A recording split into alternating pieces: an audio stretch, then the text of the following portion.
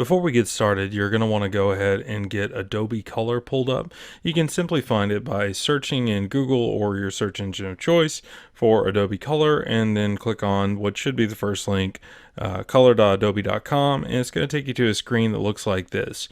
We're going to be working in Adobe Color all throughout this course, so take a moment to get comfortable and familiarize yourself with all the different layouts and kind of things like that in the screen, but don't be overwhelmed. We're going to go over everything in really great detail throughout the rest of the course, but I wanted to make sure that you had everything up and ready to go before we got started. We're mainly going to be working in RGB today, but know that you can change the color mode. There's a cornucopia of different color modes that are out there, but in general, it's either RGB or the second one, which is cyan, magenta, yellow, and black. Even though there's a K there, the K technically stands for black. This is mainly used in like printers and for certain types of printer ink and things like that. And you may, if you remember the old bubble jet printers or digital inkjet printers, you may remember, it wasn't red, it was, magenta, it wasn't blue, it was cyan.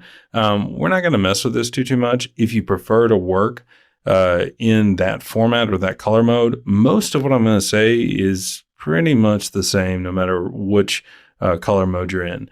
For instance, whether if you're talking about RGB or cyan, magenta, yellow, and black, you have your warm colors over here, which is like your yellows, your reds, your oranges, things that kind of make you think of like the sun or a warm day. And then over here, you have your cool colors, your more earthier colors, your more oceany colors. You have like greens, blues, blends of those things that make you think or feel cool whenever you look at them. Because whenever you think about the ocean, you think of cool. Whenever you think about a soft meadow, you think of cool. So that's where you're going to find your cooling colors. And over here would be where you'd find your warm colors.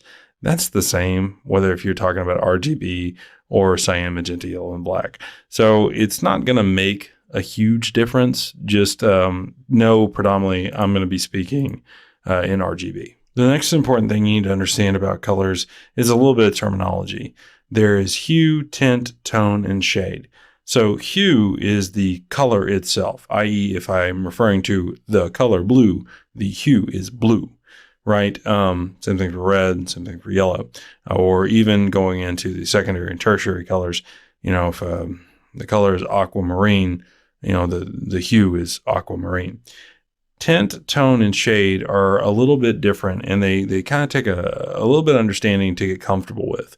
So we'll start off talking about shade. Shade is the hue plus the color black, right? And what it is the darker your shade is, that's the percentage of black that you're adding to that image. So you can see over here, we have a little color map going. This would be, what we would refer to as the shade. It's darker than the hue itself because we started adding black into the image, or black into the color of the hue. So kind of give you an example of that, blue, just straight up normal blue. If I start putting 25% of the color black in there, 50% of the color black in there, what's going to happen? Well, it's going to become a darker blue up until a point that it becomes black. And if you think about any time you've ever played with color swatches or some type of color spectrum, and you're moving your point around on the color swatches or on the color spectrum, and you're going, darker and darker and darker and darker and darker on the blues until finally the blue just gets so dark it's indistinguishable between black and blue. That's an example of shade. Next, we're going to talk about tint. Tint is the exact opposite. So we're adding white to the image, and you can see that over here. We have our tint right here, and we have a little bit of tint right here. That is making the image like a lighter blue up to a point to where it becomes white. Same kind of story as playing with shade. If you've ever been, with the color swatches or color spectrum, you're playing around with the point, and you're moving it towards that lighter and lighter blue because you're looking for like a really pale blue. Well, eventually, once you go too far, you're going to end up with just white. And that's kind of how it works. Think of shade and tint as kind of on a spectrum, and in the middle is hue. So if hue is the zero, the true color, Shade would be going in, like -1, -2, -3, and tint would be like 1, 2, 3, 4, say up to like, 10, right? And 10 would be white, and -10 would be black, and 0 would be blue. So somewhere in there are all your different, shades of light blue or dark blue, and any different way that you can kind of create colors. The last thing to talk about in terms of understanding some basic terminology is tone. Now, tone's weird because it's adding gray to your color, and it makes it hard to kind of understand if you're not 100% familiar with all these terms right off the bat, because like, okay, well, I'm adding white, I'm adding black, I get that. Why would I want to add gray to a color? And there are going to be times where that's going to make sense depending on the color that you're trying to get or the mood that you're trying to create. So it works just the same as shade and tint, but you're adding gray, or, half shade, half tint, gray, right? And, the more gray you add to that blue, the more it's going to start to drift towards gray.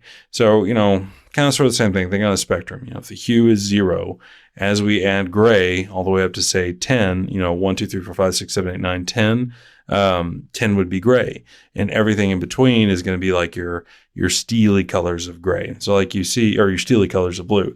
So like you see right here, we have a very almost kind of like, fresh industrial steel color. Like, it's just come out, and, it's got kind of that weird metally bluey color. There you go. But those are the 4 basic terms. You need to kind of commit those to memory, have them in the back of your brain, or if you want to, pause the video and write them down. Hue is the color itself. Shade is adding black to the hue. Tint is adding white to the hue. And tone is adding gray to the hue. So why is all this important? Well, anytime you're doing any type of design or any type of creative process, whether if you're talking about watercolors, or you're talking about, making an illustration for your social media, or you're talking about color grading in, say, DaVinci or Adobe, colors matter. Colors matter a lot. And depending on how you blend those colors and put those colors together, it can make for a certain mood. It can make for a very appealing image, or it can make for a very disturbing image. And knowing how to manipulate color will allow you to be more creative in your process. So let's look at a couple examples of bad. So if I take a green, I take a purple, and I take a yellow, and let's go with a weird red, and then this kind of soft orangey color. Does that look good? If I stopped and I went over here to Canva and I put all these colors together, is that going to make for a good image? Well, let's take a look.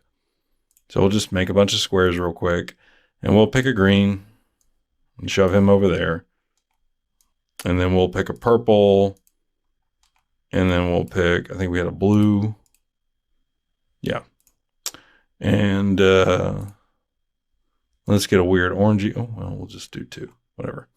Let's get a blue back in there, and then one other random color.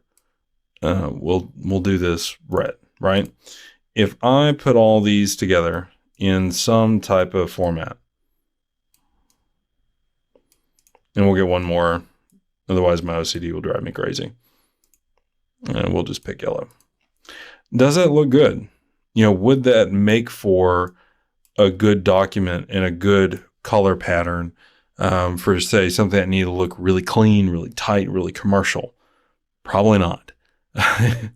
You kind of got a rainbow of colors going on here, and there's nothing wrong with that if that's what you're going for. Imagine if you were making, say, like a children's book, right? Well, you're going to want a ton of color, and you're going to have a ton of color going on. But if you're trying to make something commercial, or you're trying to make something that has like a gritty or a grim dark or a moody feel to it, these aren't going to work. If you're just trying to make something that looks artistically good, having all these colors together doesn't really match very well. And you're not going to create something that looks clean and professional. You're going to create something that looks, well, kind of like a hodgepodge, lack of a better way to put it. So that's why all this is important. Learning how colors go together to create the most pleasing, or whatever mood you're trying to create, or whatever feeling you want the viewer to experience, is really important for your artistic process and expressing your creativity. So what we're going to be going into is all of these different setups for color. Analogous, chromatic, triad, complementary, compound, and then we're going to cover shade. We technically already covered it, but I want you to understand what it is. This is why Adobe Color is such a powerful tool. It does a lot of the work for you. It does a lot of the thinking for you. You know that whenever you come over here and you click on Triad and you go down here and you pull the color codes, it's going to be a good color. And it's going to be a color that most other programs are going to know, they're going to understand, they're going to accept it. There's not going to be weird stuff. Whether if you're talking about Canva or you're talking about Premiere, you're talking about Corel or, whatever. In general, everybody's going to accept something either similar to Adobe Color or Adobe Color itself in terms of the color codes. So that's why this is so important, knowing how to get the best out of your color combinations to create that style, that art, that mood, or that clean look or that vibe that you're going for, and create a more professional feel to your work. Even if you are trying to go for rainbow explosion or unicorn explosion, whatever you want to call that, if you know how to do it right and you know how to blend your colors right, having a lot of this, having a little bit of that, having this with this, it can just really take your project to the next level. That's why, yet again, this is such an important tool for you to have in your toolkit. On top of that, it's free. All right, so the first color pattern we're going to talk about is analogous. What that means is you're looking at the main hue you want to look at. So in this example, we have green, and you're looking at the colors closest to it. So this is a little bit tougher to look at because the way Adobe Color does it is they give you the full spectrum of color. But if you're looking on like a block model, where it's, let's say like 8 or 9 colors all the way around, it's going to be really easy because then it's going to be green, then yellow and blue, and that would be the analogous color pattern for a really simple color wheel that's working on, like, say, all the secondary colors and the primary colors. Because what are the two closest colors to green? Well, it's yellow and blue. If you go to a tertiary color wheel, it gets a little bit more complicated because then you're going to have, green is going to be your middle hue, and then you're going to have like greenish yellow, maybe going into something that's more like a weird color of dry yellow green, and then you're going to have more of a bluish green or like an aquamarine, kind of somewhere over towards the blue category. But just know analogous color is the main hue that you want, i.e. here in this example, green, then it is the closest colors to it. And whether if you're talking about, a 3-color pattern, which is going to be the hue and then 1 color up or down each side, or you're talking about a 5-color pattern like what they have right here, it all means the same thing. You're talking about the closest colors to the hue that you've selected. So even if you go all the way out, like what you have here with Adobe Color, where they got, 5 points on the color wheel, it's still true because at the furthest extents, here we have green, we have yellow, and we have blue. Depending on how complicated you're going with your coloring, it's true. But that is analogous color, kind of roughly in a nutshell. Next is monochromatic. This is going to be the easiest one to understand of the color pattern options in Adobe Color, mainly because you're picking a hue, whatever hue you want, and it's just showing you a full color palette using different tints and tones and shades of that hue. So here I've selected green as my hue. You can see it right here in the center, and it's just going to show me different tints, different shades of how that color is going to look. But if you wanted to go with, say, an emotion, and that emotion is like, let's say blue, you're looking for something that's going to make a kind of a moody, dark, lonely feeling. Well, there you go. Or let's say you're doing something corporate and you want to give it that vibe of, experience, professionalism, trust. Here is your spectrum of blues that you can use. And you'll be surprised how often you end up using monochromatic and you don't even realize it, just because, sometimes blue on blue or blue on blue on blue looks good if you do it correctly and you stage everything correctly, and you can create some really unique effects with it. This will help you really nail down what shades of blue, what tints of blue are going to work best with all the different, blues, or, if you pick green or you pick yellow, you pick red, whatever, what's going to work best to create that feel or that look that you're going for. So the next 2 color palettes we're going to discuss, which are triadic and complementary, you're probably going to end up using those the most, mainly because a lot of what you're going to do is going to boil down to, you're working with only a couple colors outside of black and white. and you're just looking for something that's going to look good together. Triadic is probably the one I use the most, but that's probably just a me thing. So what is triadic? Triadic is whenever you take three colors that are evenly spaced apart, or three hues that are evenly spaced apart on the color wheel, and that's how they go together. I mean, it's really simple. So for instance, here we have an orange, here we have a purple, and here we have a green. They're just spaced out evenly. Now, Adobe Color gives you some other options. They give you another choice on purple, and they give you another earthy kind of dirt color, kind of like a soft dirt color, if you want to go with that. But in general, triadic is just three colors that are equally spaced. So if you're talking about the primary colors, well, the primary colors are a triadic color spectrum. So really pretty easy there, right? If you're talking about secondary colors, it's also really just super duper simple. You're going to look at what is, if you cut everything up by thirds, kind of like you're slicing up a pie or a pizza into three equal portions. Well, wherever your lines would be, that would be where your colors would fall. So use this, and don't make it too complicated. If you're working in Canva, or you're working in Adobe, or you're working in Corel, whatever, and you just want to, you want to have some really good color options. You don't know how many colors you want to use, but you want to use more than two. This is a great place to start. And like I said, in general, I end up going here most of the time just because I can pick, whatever color I want to work with. Let's say I want to work with this random shade of yellow, right? Well, then I automatically know these kind of rusty, kind of blood colored reds are going to go well with it. And then this kind of softer kind of teal is going to go well with it. And then this kind of drab, yellowy green, kind of almost like a lighter version of a military color is going to go well with it. And I'll put those into my artwork, and it works out and it looks good. So just remember, triadic is super duper simple. Pick your hue and then equally space out the color wheel by thirds, and those are your corresponding triadic colors. Complementary is probably the simplest of all the color patterns to talk about, because you're looking at opposing colors. For instance, right now I have yellow selected. Well, the opposite of yellow on this color wheel is blue.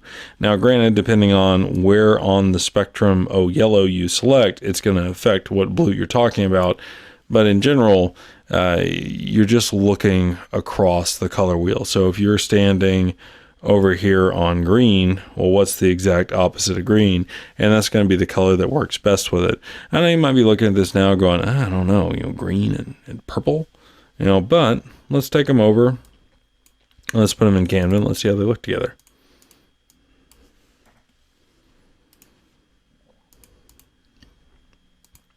So I'm just going to add our green color now. And then let's grab our purple. And we can grab either one, it really doesn't matter. I'm going to go with the lighter of the two. Oop. And there we go. So if you ask yourself, does it look bad? No, not really. It actually kind of works together. It's kind of funky. If you were going for that vibe, I mean, that could be really cool, especially if you were looking for something that had kind of like a nice little artsy tone to it. Those two colors would play really well together. Now, would this work for, say, like a heavy commercial project? No, probably not. But if you go back over to your color wheel, a lot of commercial projects are done in blue. What are the corresponding colors to blue? It's going to be the yellows. So we'll go back over here. We'll do the same exercise. There's your blue. And here's your yellow. And how many times have you seen that in some type of business advertising? A goldy yellow and blue, probably usually like a blue background with kind of a goldy yellow lettering on it. I mean, that has just been used, I don't know for how long, forever and ever and ever, used by a ton of news stations and almost all the random corporate videos I'm sure you've ever seen. It's just a classic combination that looks good together, because whenever you have the kind of yellowy gold lettering on the blue background, what happens to the lettering? It pops. Yeah, it's cliche. Yeah, it's overused, but it works. And if you're trying to make something that looks good, whether if you're just making it for yourself, you're making it for your job, or maybe you're doing this like for a Fiverr or an Upwork job, what's more important? Well, the answer is having clean professional work. That's what's more important, having something that looks good. So if you find yourself in the situation where you're looking at it, it's like, man, it looks good, but God, it's been used a lot. Well, there's a reason why it looks good, and there's a reason why it's been used a lot. It's because it looks good. So that is complementary color. You'll use this a lot. I tend to use triadic a little bit more, like I said earlier, but in general, there's a lot of times where I don't want to do a lot of thinking. I just want two colors that go well together, and I know all my other coloring is going to be black and white, and I don't really care. I just want it to look good, and I want it to be quick, I want it to be done, and I'll come here, I'll click complementary, I'll pick my base hue, and bam, I am off and running in whatever design software I'm using. Okay, so now we're going to talk about compound color, and you're probably going to use this one the least while you're learning how to properly work color patterns and the color wheel and everything else, just because it's a little confusing, it's a little difficult. But the easiest way to describe it is it's similar to complementary, but as opposed to selecting the color immediately opposite your hue, it's going to select the colors next to what would be the immediate opposite of your hue and your hue itself. So you can see here my main color of my hue is green, and it didn't go to that same color purple that we had a minute ago. It went to the purples that were next to it, and it went to the greens that were next to it. And if you learn how to work with compound color, you can make some really killer artwork, but it's difficult to kind of get in your head like, okay, wait, no, it's not the opposite, it's not analogous, it's kind of like some weird blend, and it's just going to take a little bit of practice, to be honest with you, to get used to it. But what I will tell you is, another great thing about Adobe Color, it does all the thinking for you. So if you want to practice with compound color patterns, all you have to do, come in here, pick your hue. For instance, I pick green, and then there you go. It's going to do it for you automatically. It's great. You don't have to do a whole lot of thinking. Bam, it's done. You just have to ask yourself, do you like it? And that's probably where you're going to spend a lot of your time with compound colors. You may like it more than complementary, or you may like it more than analogous, but it's going to be one of those deals where you got to make sure it fits what you're going for with your project, and it fits what you see in your mind in terms of what you want to express with your work. So just keep in mind, the definition is the colors adjacent to the complementary color to your hue and the colors adjacent to your hue itself. And that's a really funky definition, but in general, that's kind of the pseudo textbook answer. You can see it here yet again, just to go over one more time. My hue was this kind of middle green, and here we have our purples, and here we have our other colors of green, which are, kind of like if you drew a little weird ultra wide V, that's how that would look. And if I swung it all the way around to say, let's just go to red, you're going to see the same thing. It's not going to be the exact opposite. It's going to be just kind of off a little bit, and then just kind of off a little bit.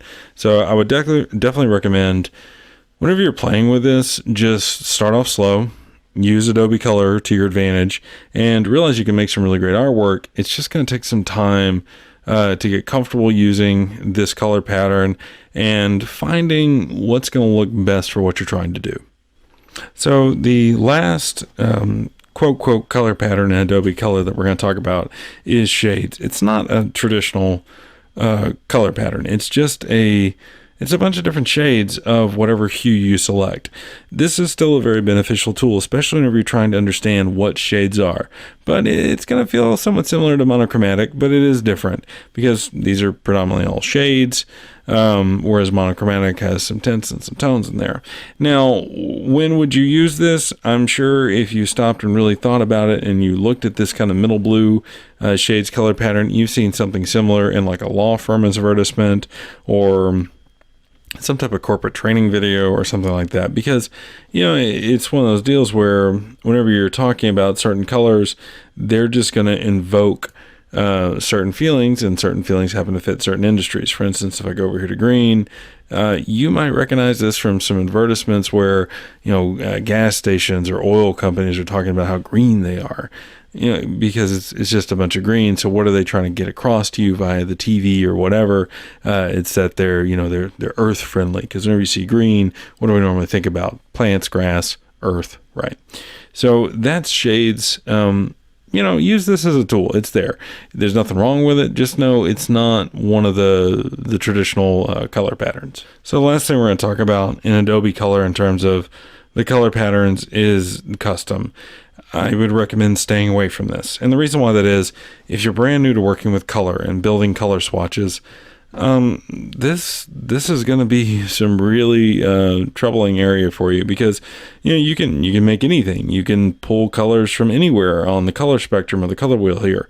So if you don't really have a good grasp on how to blend colors together to make a really good swatch, you can make some nasty looking stuff, kind of like what I showed you earlier in Canva. So know that it's here, but don't mess with it. So other things you can do in Adobe Color that can be really beneficial to you, if you have an image which you're trying to say, man, I want that red, or I want that orange, you can upload the image. It'll extract the colors from the image. Other things you can do, if you come across a color palette that you really like, you can save it to your personal library if you have an account with Adobe. In general, I don't really use these two features a whole lot, but I can imagine if you're working in Photoshop a lot and you're trying to do a lot of color matching, and especially if you're doing a lot of work in Fiverr or Upwork, you can see where if they don't know, let's say you're doing work for a small business and they don't know their color codes, but they have all of their previous artwork, you can already imagine what they're going to expect you to do. They want you to match their previous artwork, but they don't know what their color codes are, what their colors are. Blue, right? It's all blue, right? So this could be really beneficial to you if, that's your situation. If not, if you're doing more digital illustration, or you're doing, color grading or whatever, you may just want to come in here and kind of, pull the colors as you need them. But know that you can do that. You can save them. You can extract from an image, and those tools are there for you to use. We're going to talk about color context, and this can be a difficult subject to get your head wrapped around. And what you need to understand is it's more of like a mental trick or an optical illusion, and it affects how the brain and the eye see and understand color, even though the colors haven't changed. And I know it sounds really, really wonky, but it'll make more sense here in a minute. So I have two examples for you, right? And we're going to start with the big one down here at the bottom. We have a red dot with a black background, and we have a red dot with a gray background. Are those two reds the same red? Go ahead, take a minute, take a really good stare at them. Right now, you're probably arguing with yourself. Yeah, no, they're definitely the same red. No, they're not. Or maybe you're doing the opposite. No, they're different. Are they? Long and short of it is you probably took more than one look. The answer is they're the same red, but they don't feel like the same red. And it becomes even worse whenever you really start to space them out. And now all of a sudden, now they're not side by side. Ooh, got a lot harder, didn't it? The red with the dark background looks lighter. The red with the light background looks darker. And it's just one of those funny things about how colors line up and about how we view color through our eyeballs and how our brain processes color. And there's some elements of contrast and a bunch of other things in there. But color context is one of those really fun ways that you can create some truly interesting art with doing very simple things, but it can take a little bit getting used to in terms of implementing it into your work and actually meaning to implement it into your work. You can accidentally do this all the time. You probably have accidentally done it more times than what you can even count, but using it as a tool can take some definite practice. Now let's look up here at the more difficult example. Here I have, and I'm saying this very liberally, I have a bunch of different versions of yellow. Now, obviously saying this is yellow and this is yellow, yes, technically they're both yellow, but this is more of a dirty, mustardy, kind of a heavy shade yellow, whereas this is more of like a softer kind of canary yellow. But nonetheless, they're both on the yellow side of the spectrum. And then we have blue. Now, same exercise. Is that the same blue? Now, since you're already used to, what we talked about below the red dots, you're probably going, oh yeah, it's all the same blue. Of course, it's the same blue. And you'd be right. They are all the same blue. But look at this on a broader, spectrum. How different do these blues look as we start to space this out? And the answer is quite a bit. And it's just kind of one of those funny things, yet again, about how your brain and your eyeballs and everything work. But color context is a very deep subject, and it's not something that I can cover along with everything else. It needs to be a class unto itself. But if you're interested in this, I hope you use this course as a springboard to really dive deep into this. But be prepared. You're going to be unpacking quite a bit, getting to where you master this and are able to implement it in a very effective way. Now, talking about the bad side of this, if you don't understand that this exists, you can get really frustrated. If you're making an illustration and you're like, man, I know this is the right code for this blue, but it just looks wrong. Well, the answer is color context. Because of the way that you've put your colors together, it's making that blue or that green or that red or whatever look different than what it actually is. And it's one of those weird things about color. Yet again, you need to know how to avoid the pitfalls of this. You need to understand that it exists. You don't necessarily need to know how to use it in terms of just implementation, but it's one of those things that's out there. It can be really frustrating, or it can make some absolutely amazing artwork if you learn how to master it. But like I said, be prepared. It's a long journey getting to where you can use this very effectively, very well, but it can make some really cool stuff. But anyways, that's color context in a nutshell. I hope you guys use this course as a springboard to really kind of dive deeper into that and really kind of experiment with it. If not, just knowing that it exists might save you from having some trouble spots down the road. So this is going to be the part of the course where we talk about kind of the more touchy-feely side of color theory. Colors invoke emotion, they invoke feeling, and depending on the type of work you're doing, the type of industry you're working in, the medium that you're using, some of these rules kind of have a little bit of a wiggle, or it's not, these aren't hard terms. So we're just going to talk about this in kind of a broad spectrum approach. Understand that what I'm about to tell you isn't the hard and fast rule.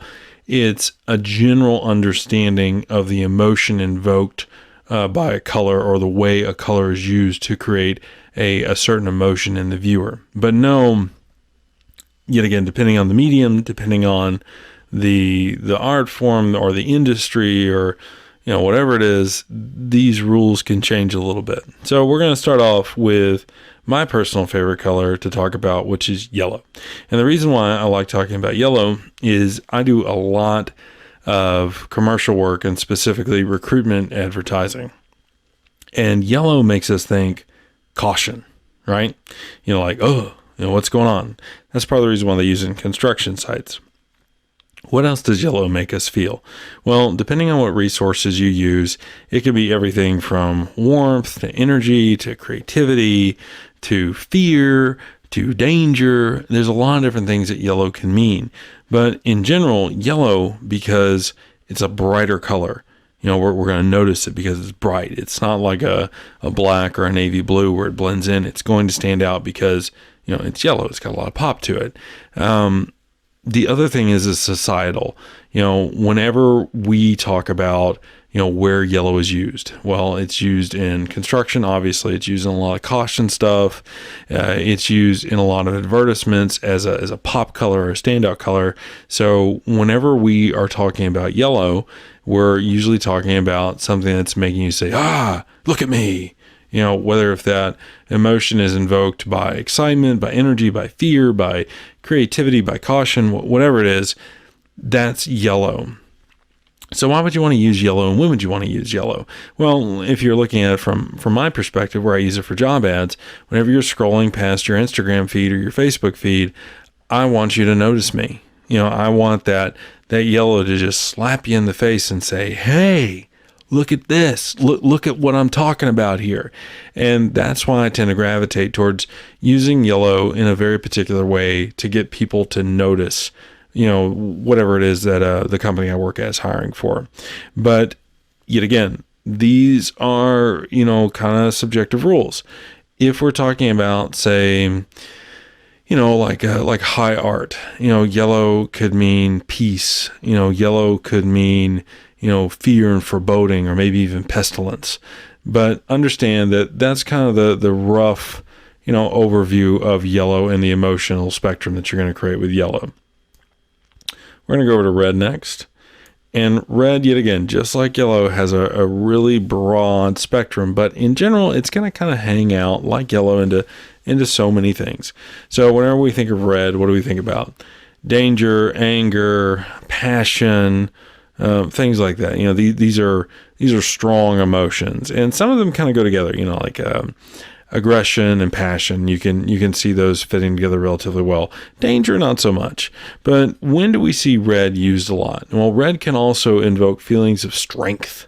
And if you look at like a lot of car commercials or a lot of small business commercials, you're going to see red used as a background color, like in a lower third, or you're going to see red used whenever they want you to notice something like, hey, look at me, 10% off. And why are they doing that? Well, it's similar to part of the reason why I use yellow. A lot of my job ads, I want you to stop and pay attention. But also, red is it because of the emotions that are associated with red, passion, anger, aggression, danger. It's a strong color, and it's going to make you feel that strength whenever you see that color. Now, granted, again, I am talking extremely abstract. So if you're sitting here going, I don't know about that, Phil. Well, yeah, a lot of this is extremely subjective. And yet again, it goes back to the medium that you're using. If you look at some of the great artists from the Renaissance, they used red in a cornucopia of different ways I can't even begin to explain. And they did some really amazing stuff that is just full spectrum of how to use the color red and how to invoke emotion with the color red. And it wasn't necessarily because of passion or danger or aggression. So red is usually a strong emotion. That's probably the best way to understand red. Next, we're going to talk about orange. Orange is kind of a difficult one because it's somewhere in between, yellow and red. And, you're going to kind of have notes from both. And, like for instance, you see orange used a lot with caution stuff. So fear, caution, warning, those things are in there. But also, orange is a warm color. And whenever we think of orange, we think of maybe like a sunset or a sunrise. So we think of warmth, peace. We think of a campfire or the fireplace around the holidays. Yet again, warmth, peace, happiness, things like that. Orange is a strong color. It doesn't invoke as strong as emotions as red, but it's going to invoke some type of, and calming's really the wrong word, but some type of, hey, notice me, blended with a notice me, but it's okay. That's probably the best way I can put it. And yet again, I'm going to say this every time, very subjective depending on the medium that you're working in. For a lot of people, whenever they think of cheese, they think of orange because they think of cheddar, right? And cheddar, it's a yellowy orange, but it's still orange. So some people associate orange with yummy.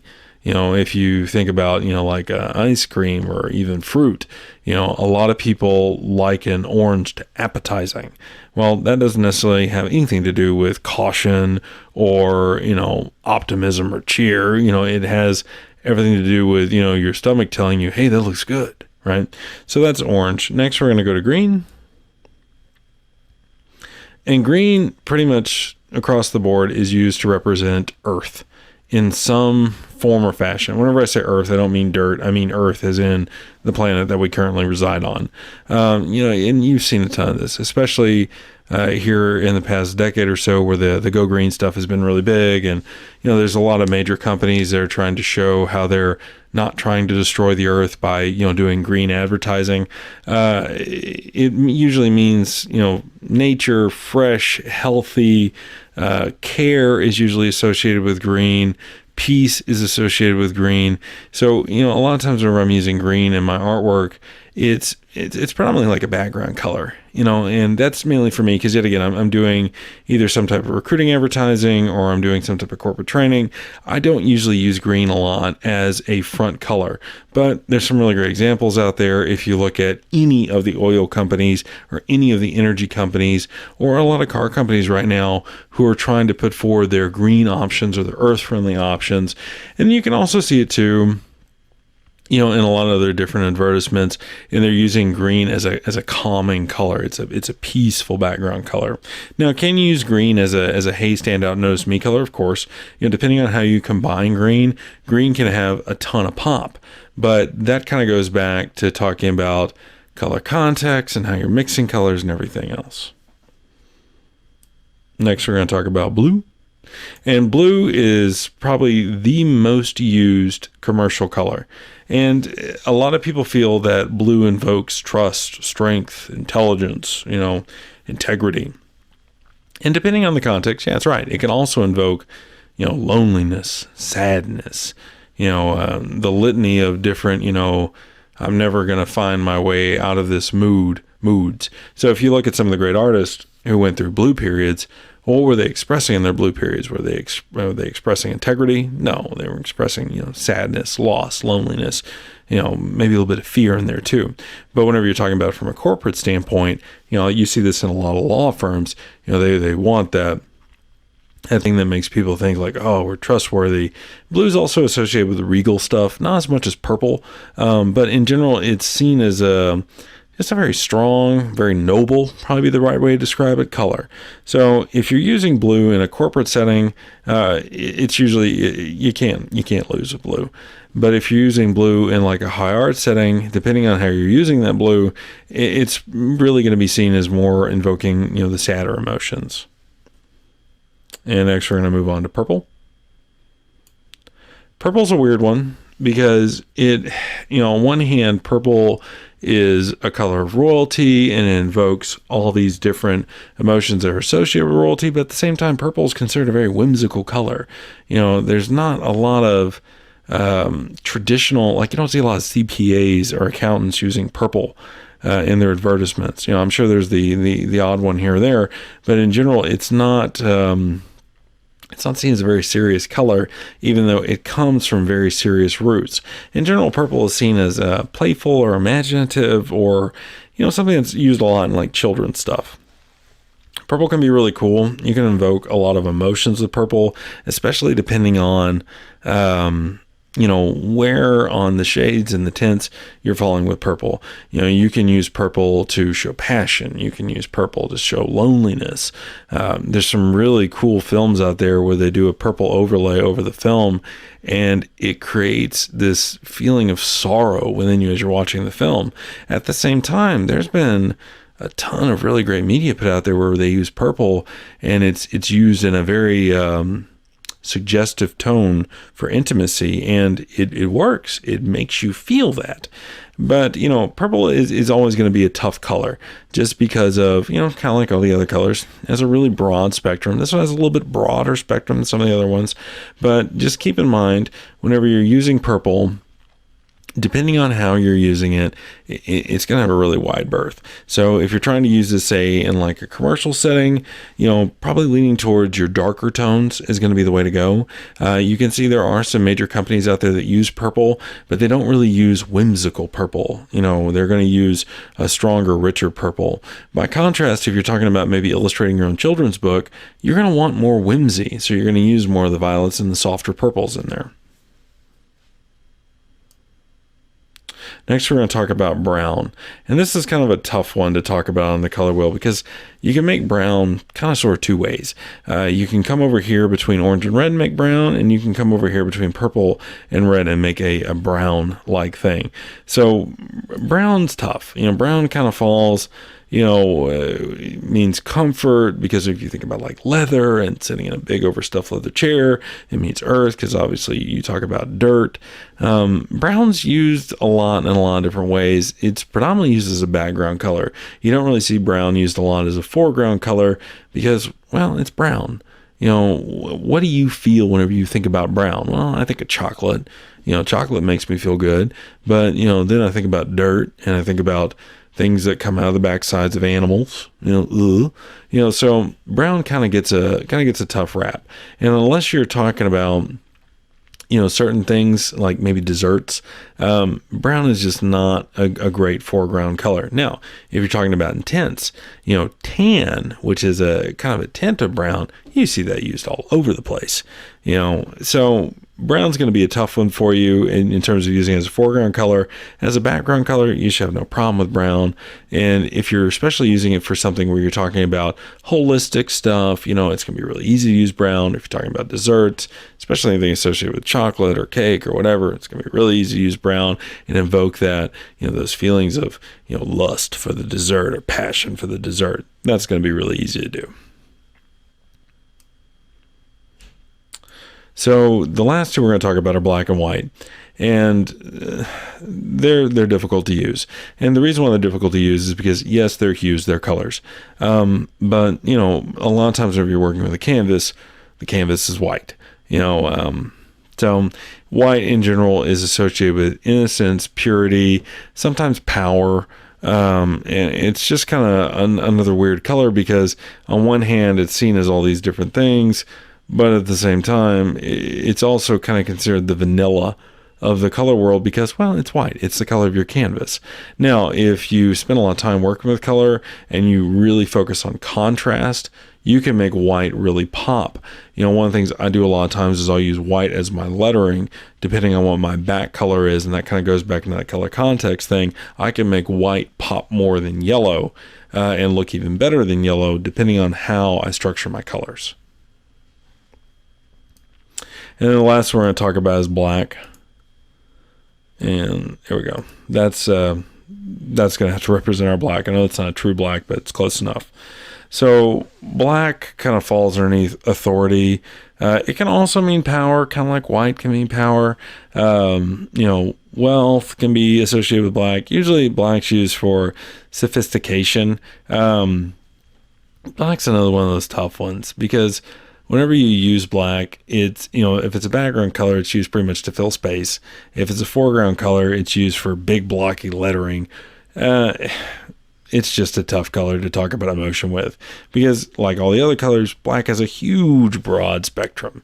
It can be something as simple as you don't even know it's there, or it can mean death, or it can be used to, show big, chunky, blocky lettering with really, heavy, big, fat fonts, like you're talking about like a letterhead for a law firm. It can be really imposing. But in general, black and white kind of just hard to work with other than talking about as, as lettering or as contrast colors or as background colors. So in general, whenever we're talking about emotions with colors, you're going to be talking about more of your traditional hue colors, blue, red, excuse my voice there, blue, red, green, all the tertiary and secondary and primary colors. That brings us to the end of this course.